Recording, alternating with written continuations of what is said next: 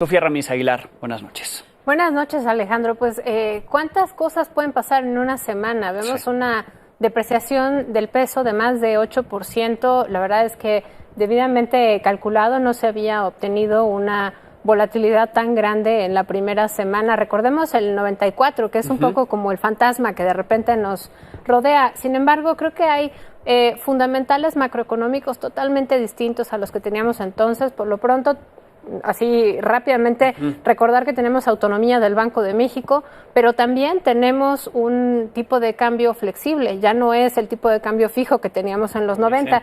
Esto es súper importante porque obviamente la gente percibe este resquemor de que, bueno, pues va a volver a haber una crisis económica de tamaño mayúsculo. Yo creo que no estamos ante ese escenario. Si bien podemos augurar que el peso se acerque más hacia los 20 pesos por dólar, digamos, en este periodo de transición, pues lo cierto es que todo este ir y venir político, si bien es muy incómodo para los mercados, tampoco es necesariamente nuevo.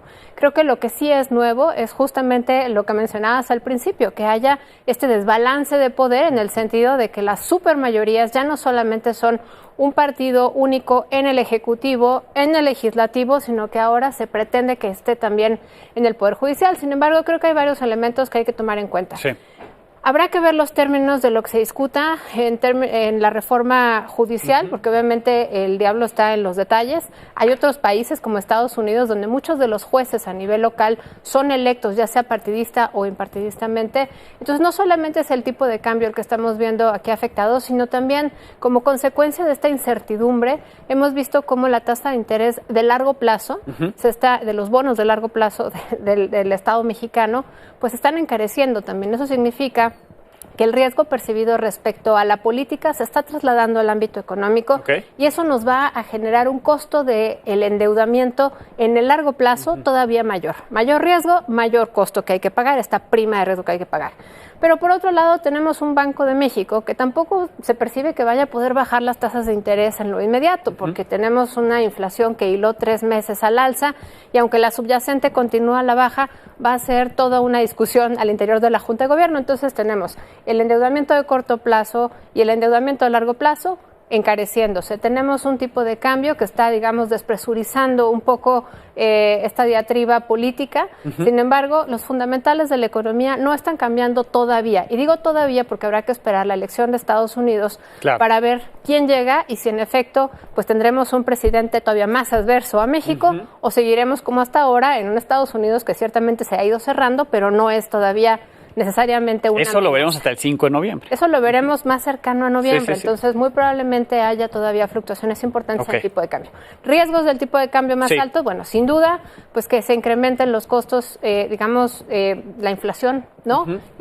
Por supuesto que habrá otra vez perdedores y ganadores, quien recibe dólares de fuera, pues obviamente va a haber afectado ahí las cuentas, las exportaciones van a hacerse más atractivas, las exportaciones mexicanas, ya traíamos muchas quejas del sector exportador, que el superpeso estaba, digamos, fraccionando las ganancias.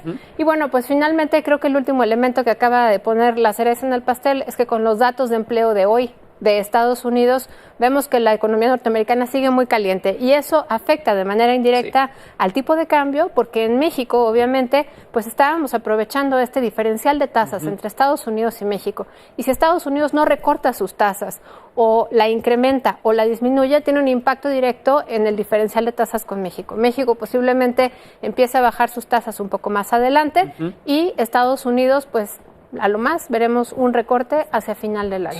Entonces, como puedes ver, pues obviamente hay todavía muchas variables alrededor y creo que no pareciera ser una sorpresa del todo la actitud del señor presidente, pero Claudia Sheinbaum, como nueva presidenta virtual, presidenta electa, pues va a tener que debatirse, digamos, de una manera muy políticamente correcta. Sobre todo en ese mes, ¿no? Septiembre parece ser el factor, ¿no? De lo que pueda ocurrir con esto, ¿no? Yo diría que a partir de la comida del lunes, bueno, Alex, porque el lunes ponerle un alto al señor presidente de buenas a primeras no va a ser trabajo sencillo. No, y menos con lo que le voy a presentar ahora. Gracias. Gracias a ti, Alex. Gracias, Sofía Ramírez Aguilar.